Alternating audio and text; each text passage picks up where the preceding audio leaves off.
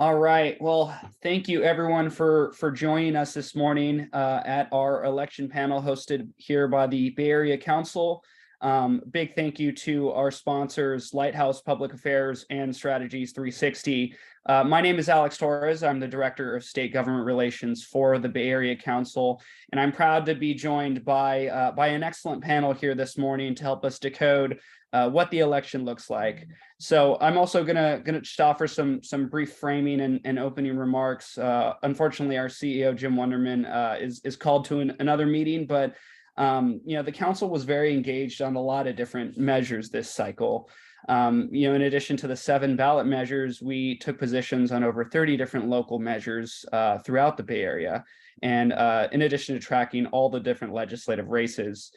At a high level, I think of the results hold, it seems to be a solid night for the business community.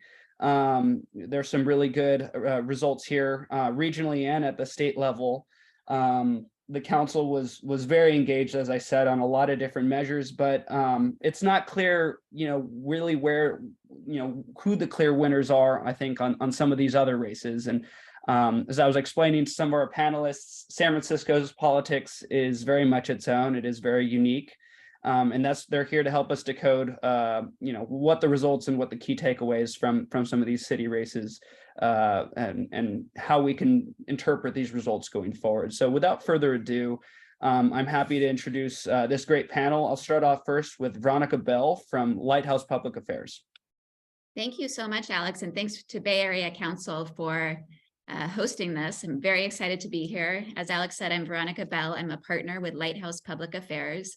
We're a public affairs firm that operates throughout the Bay Area, locally in Sacramento and at the state level. And we cover a broad range of issues from housing policy to land use, tech, transportation, and many other areas. I work in a lot of the areas we cover, but my background is really in tech policy. Before becoming a consultant at Lighthouse, I worked for Google managing public affairs in California. Born and raised in San Francisco. So today I'm really going to be focusing on the San Francisco election, the outcomes and what it means in the future. I've been following San Francisco politics my whole life. So excited to kind of be here speaking with all of you about it. Thank you, Veronica. All right, next up, Theo Ellington with Strategies 360. Good morning, everyone. Good morning. Good morning. My name is Theo Ellington. I'm the Vice President of Public Affairs and Community Relations for Strategies 360. I'm 6 months on the job, so excited to be talking about San Francisco politics. Our work spans across California. We've got 6 offices here in California, and then we have a presence in all of the 13 Western states. So our work, we like to think of ourselves as sort of a one-stop shop for everything public facing, from campaigns to communications, to government affairs, to lobbying, to general public affairs. And super excited. I'm a San Francisco native also.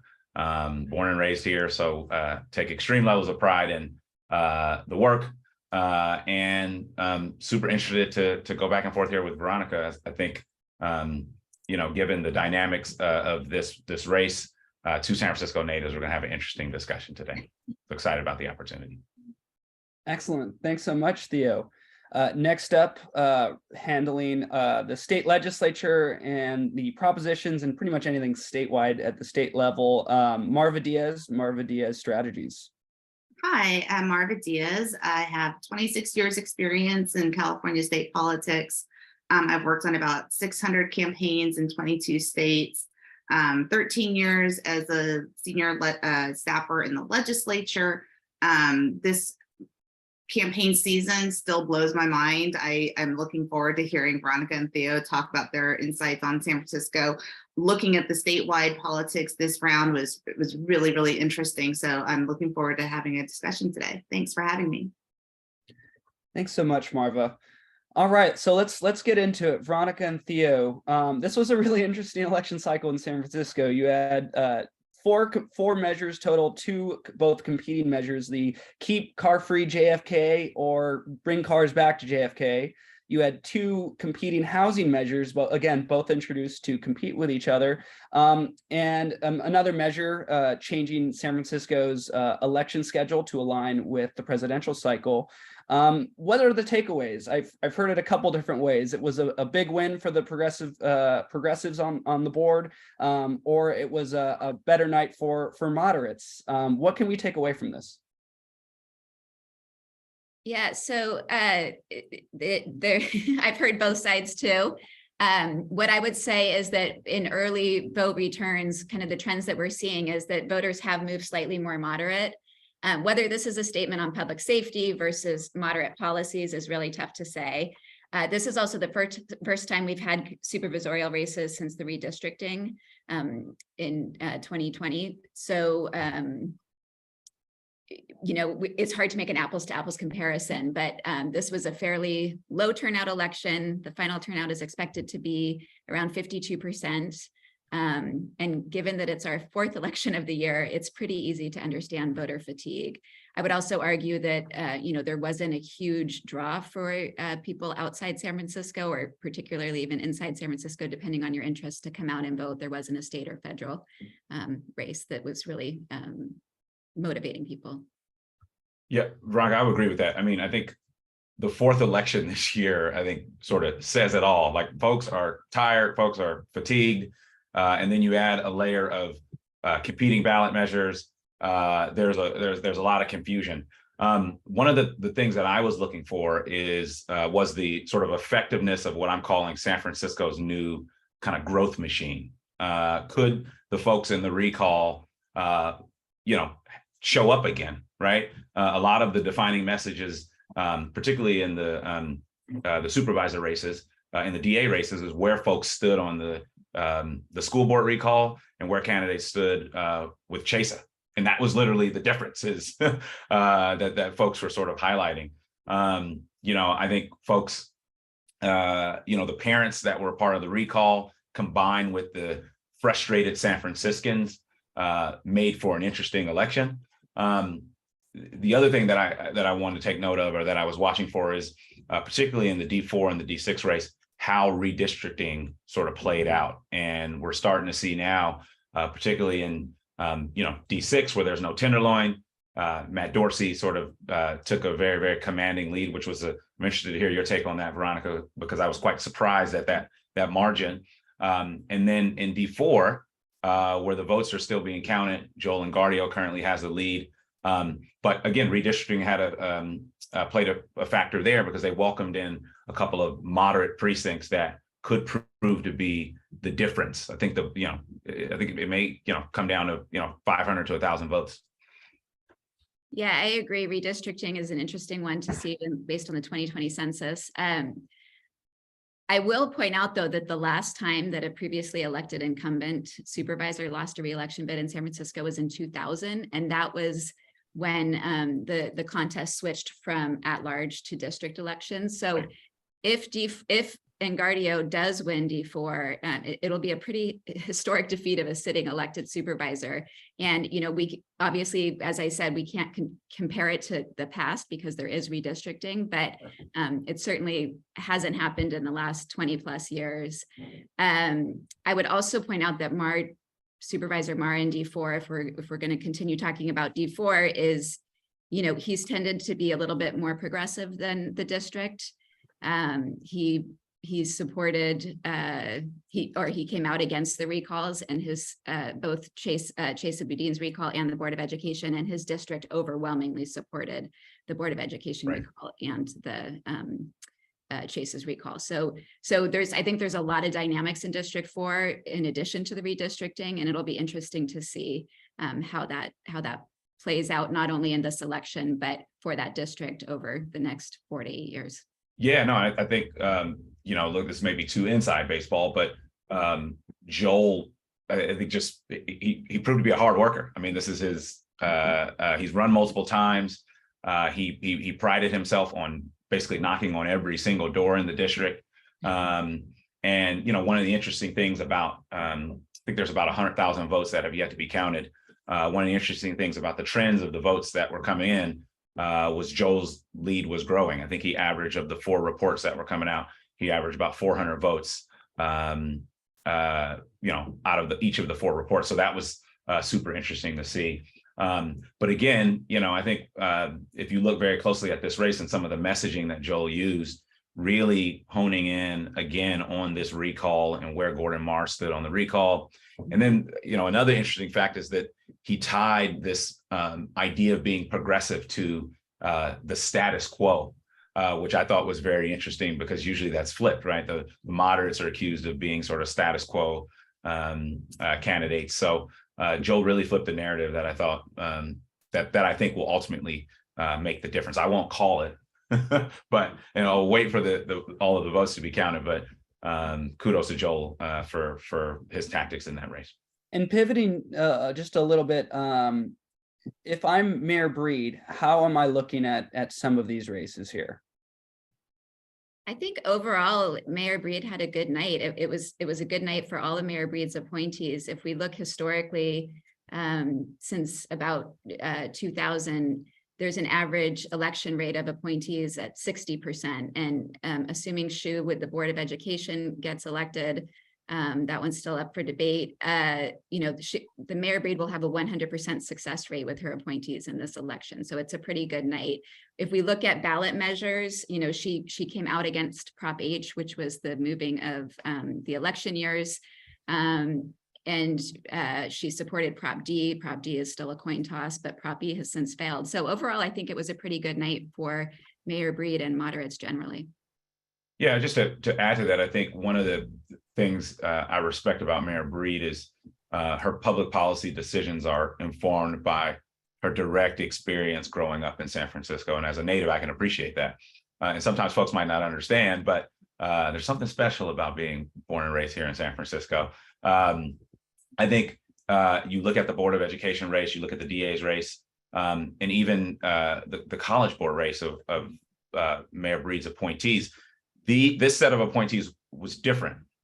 These appointees were not political appointees. She went through an entire process of really interviewing folks, really going deep into the community, and really asking folks who the best candidates were. So this wasn't some, hey, these folks are going to run again in 2 years, or hey, these folks are seeking higher office.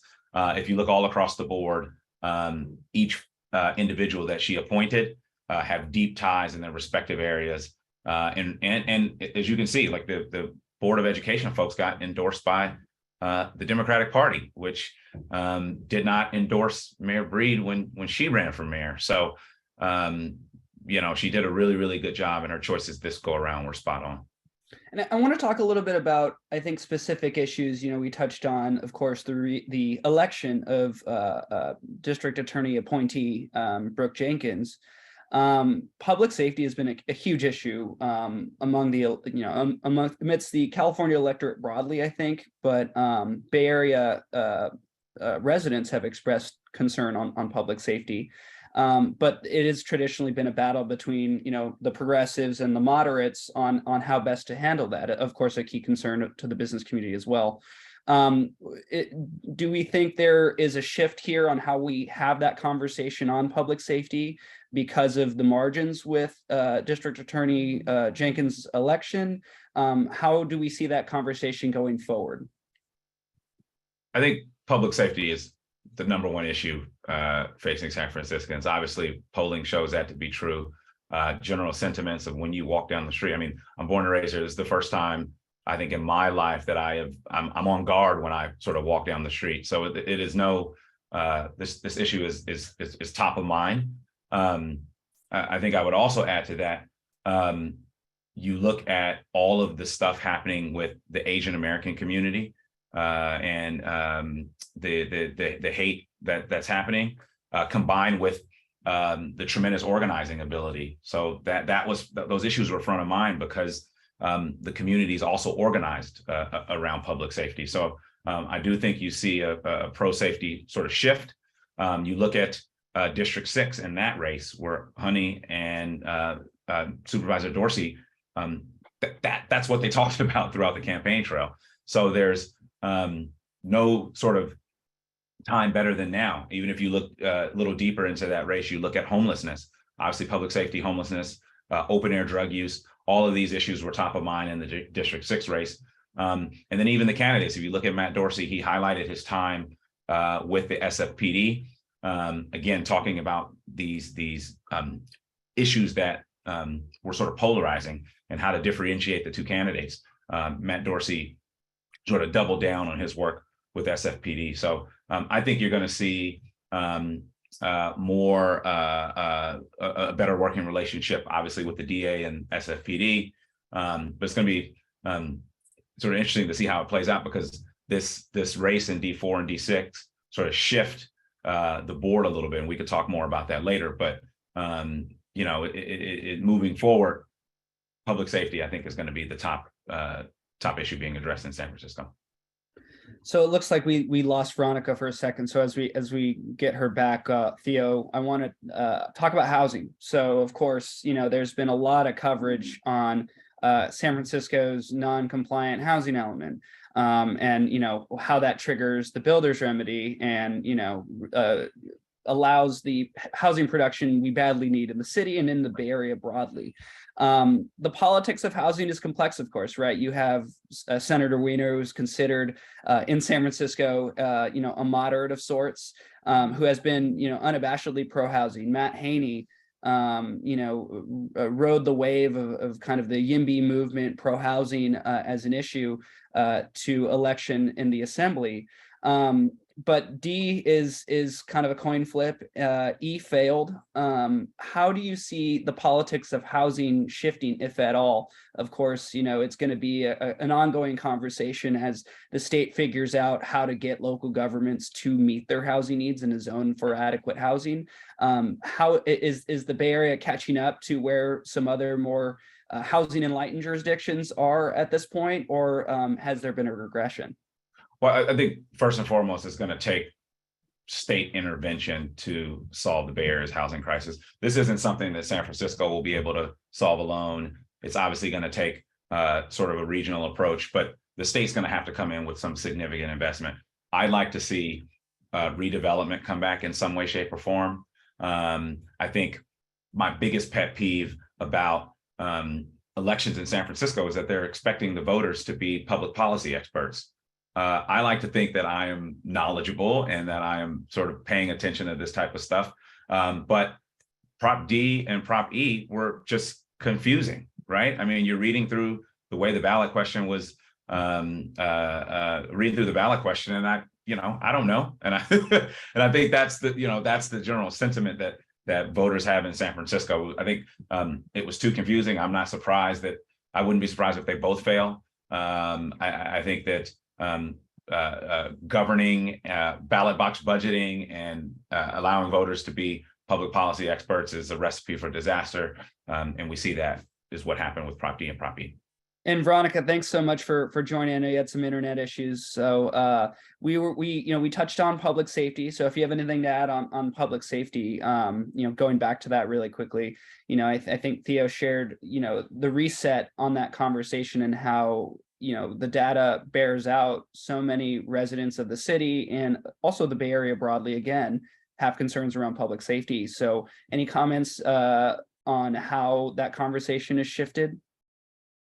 Yes, sorry if this is a repeat, and apologies for my internet issues. I don't know if Theo addressed this already, but Supervisor Matt Dorsey, who won in D6, really ran on a public safety platform. That was really his entire campaign. He aligned very closely with Brooke Jenkins, who was also a public safety platform. And I think, we've had public safety issues for a while. I think that the voters are now starting to really come out in strong force that this is what they want to have to see, that, this part getting better. I think generally, the electorate is the moderate electorate, and Theo touched on this before. They're generally more organized now because of the recalls, and they have the ability to mobilize in a way that in the past they have not had the ability to do or just haven't done. Progressives have always been much better at mobilizing, and this is something that I think we're seeing now after the recall, still the momentum from that. Great. And so catching back up, we were discussing housing as well. And, Theo indicated, the need for state intervention here. There are some pretty notable opponents of housing on the board currently. It's always been a challenge to get projects approved in the city specifically, but again, in California and in the Bay Area, housing is always a challenge. How do you see the politics on that shifting? Matt Haney, as I said, Matt Haney was a very pro housing candidate and, won pretty decisively in that assembly race. Scott Wiener, of course, a housing champion. Do you see any shifts potentially? Prop D, of course, being D and E being, confusing in that dynamic, really challenging voters to read and discern which one was the better measure, kind of depending on where they stood. Do you see politics being encouraging candidates to be more pro-housing, or is it discouraging candidates from kind of wading into that quagmire? I have seen a shift recently. I mean, San Francisco's always had a housing problem or lack of housing. I've seen a shift recently where pro-housing has become a lot more popular. And I think if there's supervisors who are paying attention or potential candidates who are paying attention to this race, that's one thing that they should take away from, is that the electorate does want to have more housing of all kinds all over the city. So generally, I think as we look to, the next legislative session, of course, there are some pretty notable champions from the city that will be leading on critical issues, and, the board leaning in and taking positions on legislation is often impactful. So any thoughts on how vocal or maybe not vocal this board may be when it comes to Theo, that question of state intervention on housing, of the governor's holding of the purse strings when it comes to homelessness dollars? Is this a board that we will see really stake a claim early and be vocal, more vocal than it normally is, or is it going to be defer a little bit more to Sacramento? Yeah, I think both. I think San Francisco will always sort of be on the forefront and introducing legislation and measures to streamline housing. That won't change. I think you'll see a better working relationship with this board and the mayor, so that they can work collectively on housing issues and moving said legislation forward. But I also think you'll see, as you alluded to in the question, that this board will heavily rely on the state and flip the narrative a bit, right? Obviously, Newsom, like you mentioned, said he was holding funds or sent a demanding letter to San Francisco, but I think you'll see them push back a little bit more. And again, this is not an issue that San Francisco can solve alone. Excellent. Well, we really look forward to seeing what this new board does in its new capacity here. Thank you, Theo and Veronica. We'll keep you on to comment and to handle some of the Q&A. I do want to touch on, I think it's something you're seeing in other Bay Area races, and just a few I want to call out. South San Francisco had a measure, DD, that would have imposed a annual tax on large commercial offices. And it was a pretty regressive tax proposal, and that's going down by about 17 points. Menlo Park had a measure that would require any rezoning of single family parcels to go to the voters every single time you rezone a parcel like that. That measure is going down by 20 points or so. So to take some of those San Francisco notes, I think throughout the Bay Area, you're seeing a shift to more pro-housing policy, and also a reevaluation of how we keep businesses in our communities in the Bay Area. Of course, these were two measures that the council was very adamantly opposed to. And then in Oakland, the Oakland Chamber, along with the council, were really engaged on reevaluating their business tax proposal. Initially, it was a increase of a flat tax, and they developed a more progressive system. So as companies grow, the tax increases, but it's all dependent on kind of that growth, and encourages growth. That measure is at 67% right now. So I think, some takeaways from the city broadly, but from the Bay Area is, there might have been a shift here. I think there are some notable trends, but we won't know till next cycle if those trends have become permanent shifts. So thank you again to the both of you. That was excellent. So like I said, we have a lot of interesting trends at the local levels, but there's some really interesting news at the state level. If results hold, you're going to have two of the more moderate candidates in the state Senate seats. Lily May, Mayor of Fremont, is currently leading a progressive candidate. And then in Sacramento, Angelique Ashby, Sacramento City Councilwoman Angelique Ashby, is currently leading former Insurance Commissioner Dave Jones. We look forward to an update here either later today or I think tomorrow that will provide a little bit more insight. Throughout the state, you have two Assembly Democratic incumbents in strong Democratic districts that are currently down to Republicans. So it's a really interesting dynamic at the state level as well, coupled with the historic failure of Prop 27, one of the gaming and gambling measures, the failure of Prop 30, which I think many folks had winning. This was a really strange election at the state level as well. So Marva, let's bring you in here and let's chat a little bit about what can we expect. Of course, later today at noon, Assembly Democrats are going to be convening here in Sacramento, potentially to elect a new speaker. What are some takeaways focusing on the legislature that we might be able to lean into at this point in time with ballots still being counted? Oh, that was a lot you gave me. Noon starts the Democratic caucus in the state assembly to pick a speaker for the next session. It's one of those things where it's very confusing for those of us on the outside to figure out exactly how it's going to end up. If you were to talk to assembly members on either side, either with Robert Rivas or Anthony Rendon, each side was going in saying they had the votes. So it's really going to be interesting to see how it all kind of shakes out. It's one of those things where it really kind of, everyone's kind of just waiting and seeing what happens, because it could really change the entire dynamics beginning on December 5th when the state legislators get sworn back in, right? So, and there's going to be a special session, which Governor Newsom had said, like, we need to have this, right? But if it's Anthony Rendon picking those special committees versus Robert Rivas, those can be completely different sets of people making decisions during that special session. So yeah, today's a big day. I think we're all kind of going to wait and see what happens. I don't think it's going to be a quick meeting. I think it's going to be many hours. So hopefully we all know by 5 o'clock so we can all go to dinner and have a drink.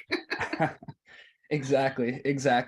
So, in that long intro, right, because there's so much going on at the state level, let's talk, the kind of proxy wars between sort of the moderate wing of the party and the progressive wing of the party. Like I said, two key Senate races, one of them here in Sacramento, was the race with the largest amount of independent expenditure dollars flowing into it.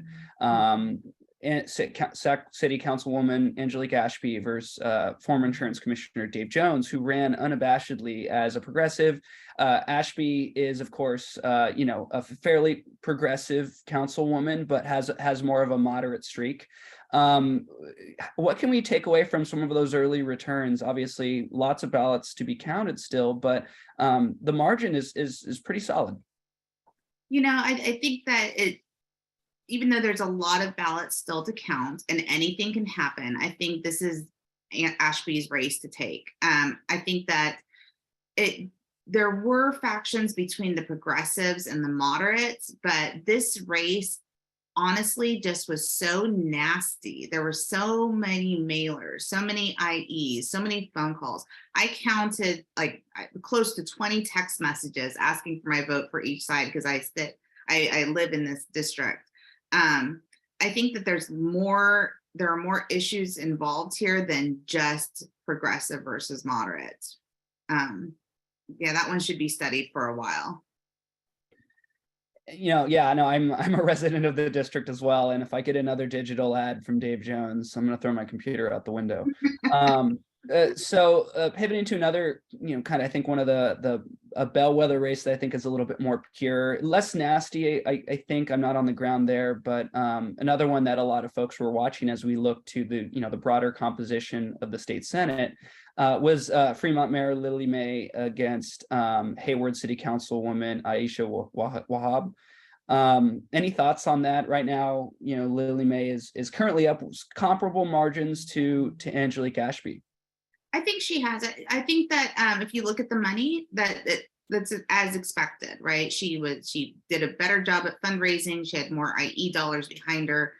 I don't sit in that. I wasn't following that race super closely, but from what I understand, the ground campaign was just superior on that side. And in a race like that, you have to have a strong ground campaign. And so I think that one should be decided here pretty quickly. Probably tomorrow when the next batch comes in, you can probably see the trend going her way, and that'll be done. Right. I think the two really interesting ones, I hate to jump ahead of your questions. Go ahead, no, please. On the assembly side, Sharon Quirk-Silva, there's only 2 votes difference in that race. It's literally 50-50. And then Brian Mainshine, who was a Republican, switched to Democrat. The seat is now swinging Democrat, but he's down. Both of those, I don't think they were expecting this, right? And again, I actually do think Quirk-Silva does win this race, where I think that the late voting is skewing her way. I think that she'll be able to pull out and be fine, but I don't think she was expecting such a close race. And you can see that in their cash on hand. Both Quirk-Silva and Brian Mainshine have a lot of money in the bank. I think Mainshine has over $1 million that he did not spend to make sure that he got reelected. So those 2 races in particular on the assembly side should be really, really interesting to watch. And so sort of factoring that into some of the, the potential scuttle on the speaker's challenge, do we think that falls more on the candidates, or, of course, the speaker's job is to keep the majority and keep your incumbents safe?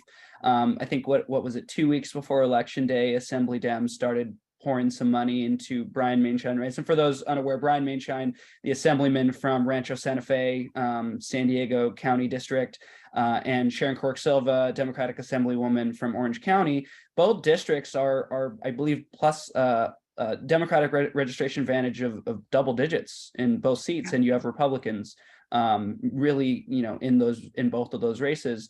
So Assembly Dems dumped money into the Mainshine campaign, 2 weeks before, and I believe deployed some folks to do some on the ground work there.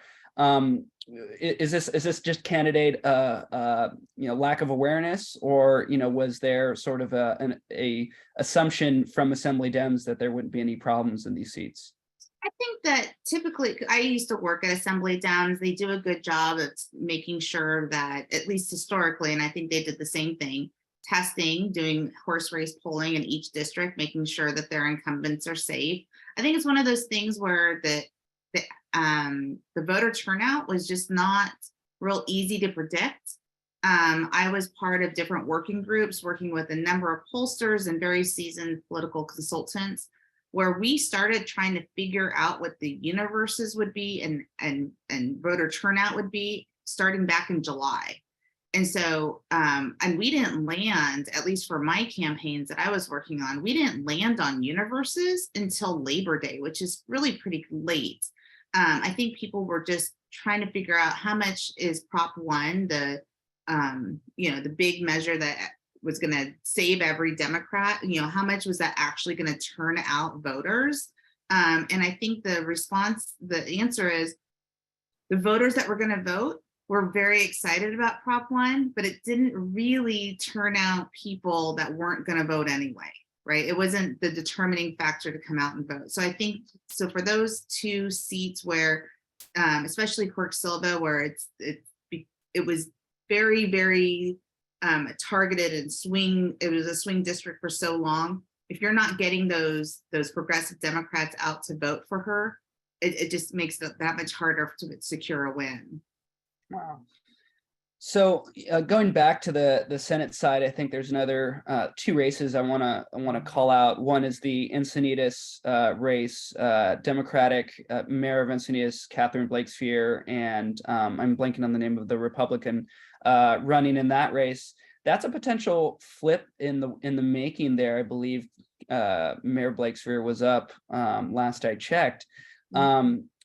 Any thoughts on that? Of course, that was the seat held by termed out former Republican leader of the state Senate, Pat Bates. Any thoughts on that? I think that one we have to wait and see. I think that because so many of those voters in that district don't trust our voting systems anymore, with the Trump factor being a real deal there.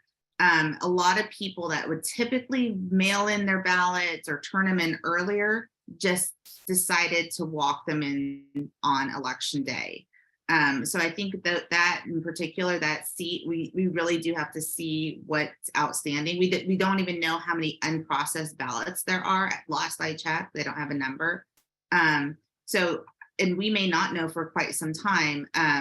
One thing to note is, in the last 2 weeks of the campaign cycle, it took in some of my races almost 7 days for a piece of mail from the day I took it to the post office to get into a voter's mailbox. So those ballots will probably take just as long. They give them a grace period of about 9 days, but some of them may take that entire time to get there. So we may not know how many ballots are unprocessed, how many ballots are left to count, and I think that they will skew Republican.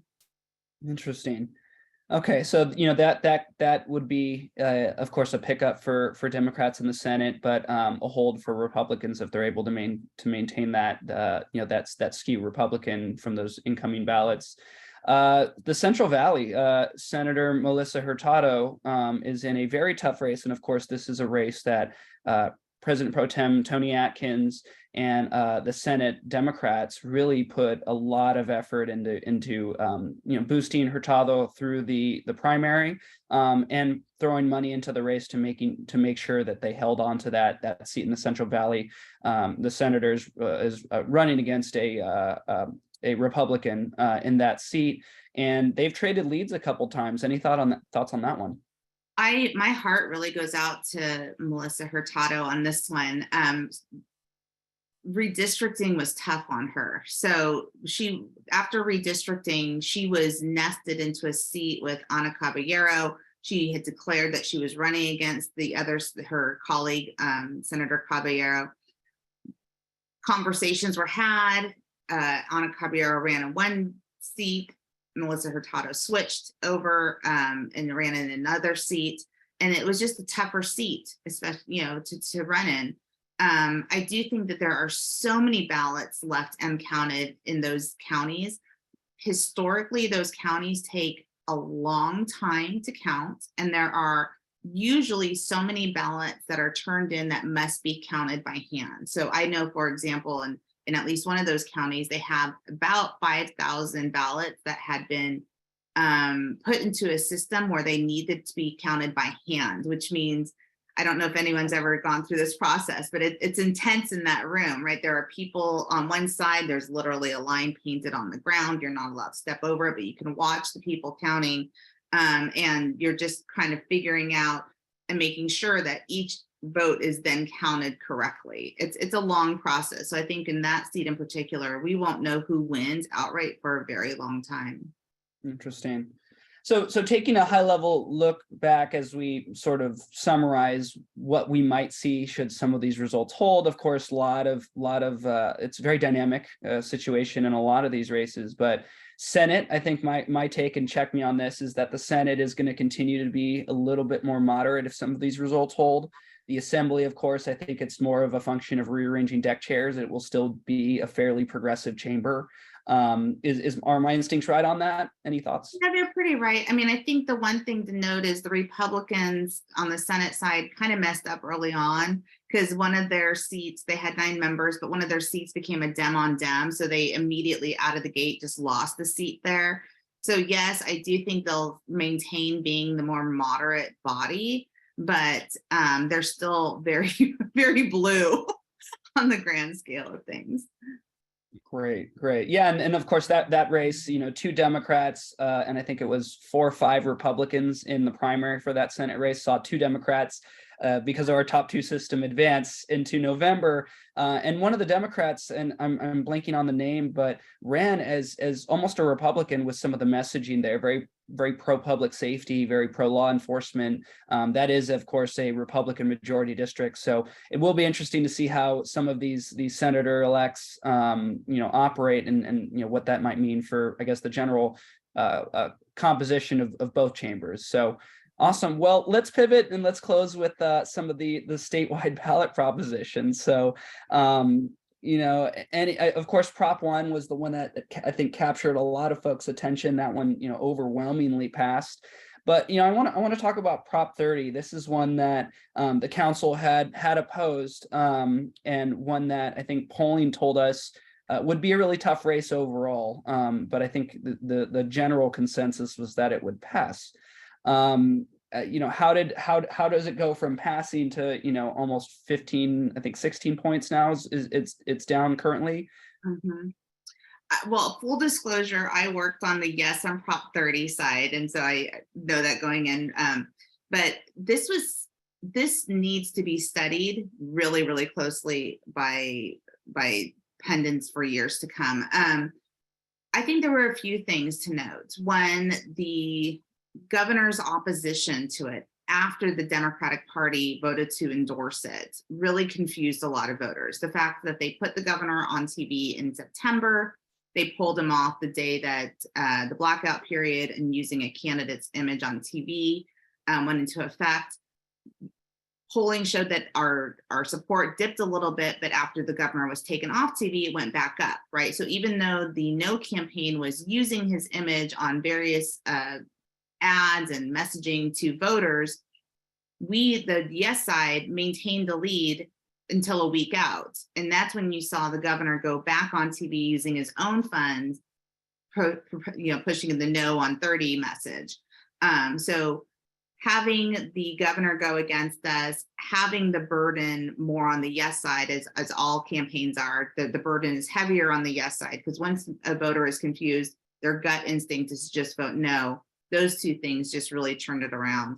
And also, the funding should also be looked at, because on the yes side, and then usually you have to be at least a 2-to-1 or 3-to-1 advantage over the no side to get your message across. We were 1-to-1, right? Like we were going up. We had a coalition of a lot of environmental groups, a lot of grassroots advocates that were, Democratic clubs across the state, but facing that with 33 billionaires who were funding this just out of pocket, right? That was just the fundraising advantage was really just a loss for us. So, yeah, I think that surprised a lot of folks, and certainly one that should be studied going forward. The governor's engagement was really impactful, and of course his leaning in all the way on Prop 1 was really impactful as well. Any thoughts on what that might signal? Obviously, we're aware of potential future ambitions that the governor may have, but it seems that his brand's just very, very strong in California, in a lot of different demographics. Any thoughts on how he throws around his influence there? I think he's very strategic in how he does it, right? To your point, being yes on Prop 1, being on TV, I think that was not just his own brand, but trying to get more voters out, more Democrats out to the polls, because we just saw, to my earlier comments, that it was not really the driving force. On Prop 30, he took his position for various reasons, but then he also engaged on legislative and local races, right? So for Angelique Ashby versus Dave Jones that we talked about, he endorsed Angelique Ashby. However, he didn't take a position in the LA mayor race, right? It was very, very noted. There were news articles about how he did not make an endorsement. All these other Democrats, Biden, Kamala, Barack Obama, they all endorsed Karen Bass, but it was noted that the governor's endorsement for her was missing. So I do think that for his own brand. He made very calculated decisions. I think that he is a very trusted voice. He's the leader of our state. He's our top Democrat. And so, you know, if you're a Democrat in California and your governor says something, that means a lot. Yeah, absolutely. So let's let's briefly touch on, I think, the gaming measures. Again, another one where if I have to see one more ad, my computer's out the window.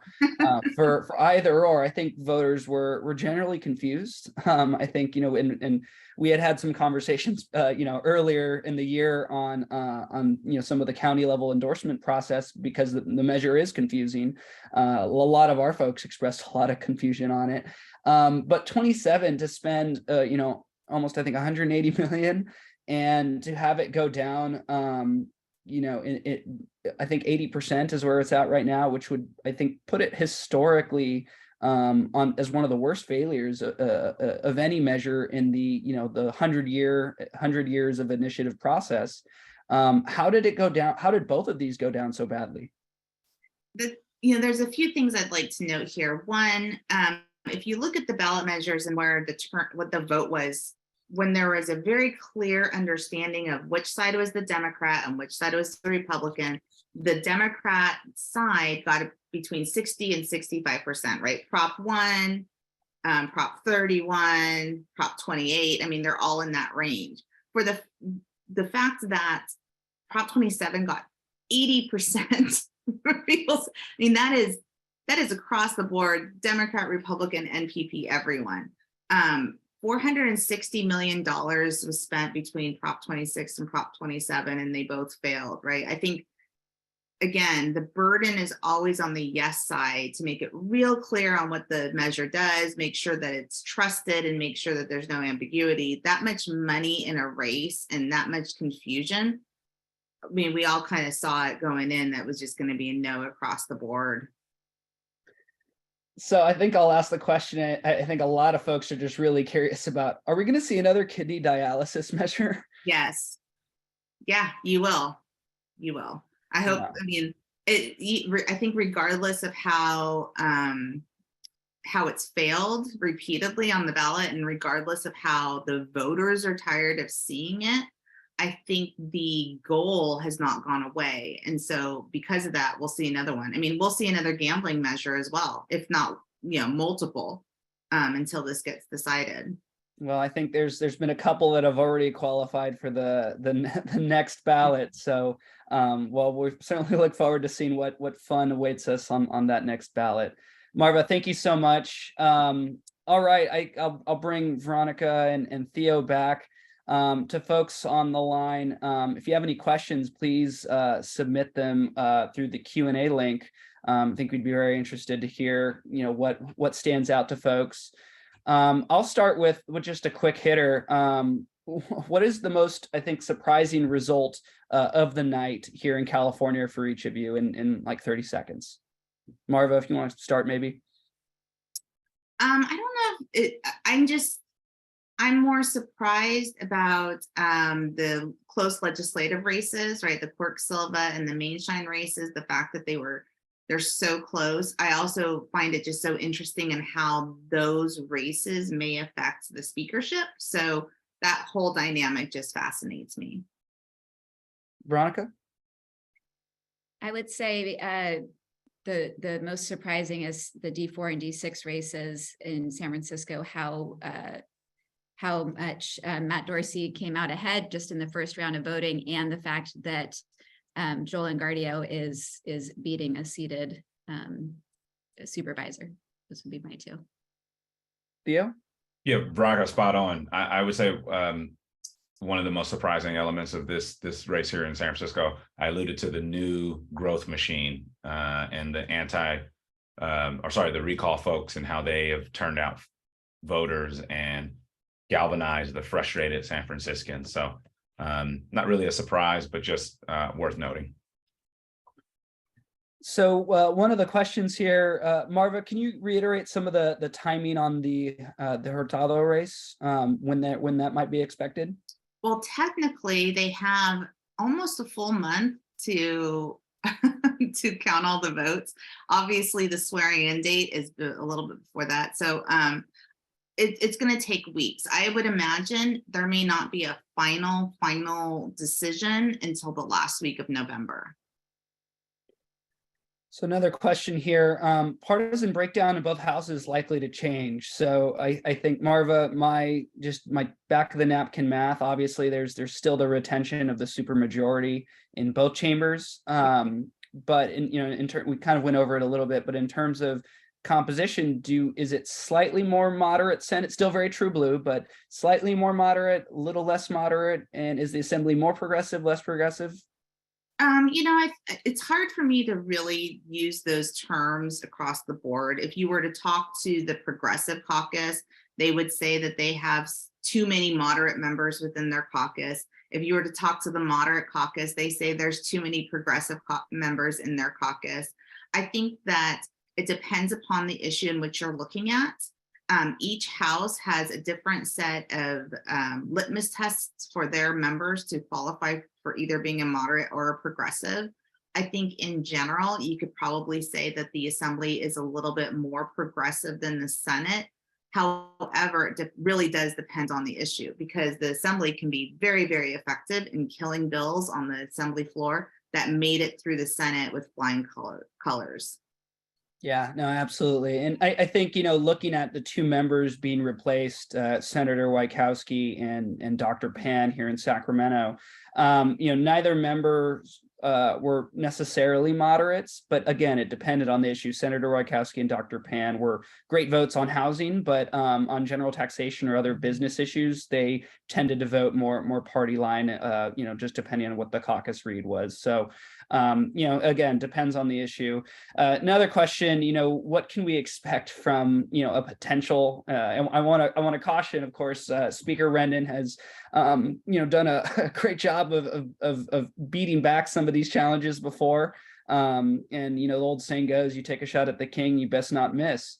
This is a retread of a closed door caucus meeting that was brought on by Mr. Rivas's challenge, and then ultimately it was kind of much ado about nothing, right? There wasn't a vote taken. There were some procedural votes that might have been telling to determine, who had an advantage one way or the other, but ultimately Speaker Rendon maintained his speakership up and through the end of session.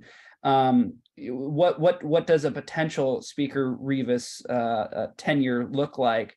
And I would say, Speaker Rendon is well known for empowering his committee chairs, and not being, really being a member's member in many ways, and empowering them to take lead on issues that they're passionate about. But that can have, side effects at times when it comes to kind of cohesion on some of these votes. And so I think it's difficult to say. There's a lot of rumors floating around in terms of, who's being floated for potential committee chairmanships. But I think there's so much up in the air, it'd be really difficult to, kind of handicap that. Any thoughts on that, Marva? I really do feel like if I had to pick right now, I would probably say it's going to be Speaker Rendon, because you're speaker until you're not speaker, sort of a thing. But if after today it's Speaker Rivas, I also wouldn't be super surprised, right? I think the only thing I'm certain about is, regardless of who's the speaker out of this, it's going to be a really divided, fragmented state assembly. And it's going to be, it's going to start the year off with so much anger on both sides, right? There's just really no cohesion right now. There are factions within factions. The assembly has always been more of a volatile house. It's honestly my favorite. It's why I like it, right? It's where you go start a rumble, right? All that sort of thing. But this is probably the most volatile that I've ever seen. Yeah. All right. Well, no more questions in the Q&A. So again, I want to thank all three of you, our incredible panel, for a really good discussion on kind of a lot. We went over a lot of stuff, right? Local, statewide ballot measures, and the many dynamics of the California legislature. So with that, I'll give us back a couple minutes. I again want to thank our panel, want to thank our sponsors, Lighthouse Public Affairs and Strategies 360. Of course, our two experts from both of those firms. And Marva, I think this is you're up for your third panel later today. So thanks for carving out some time to give us a little bit of insights into the workings in Sacramento. With that, we will adjourn. Thank you everybody for joining. I really appreciate it. Thank you. Have a great one.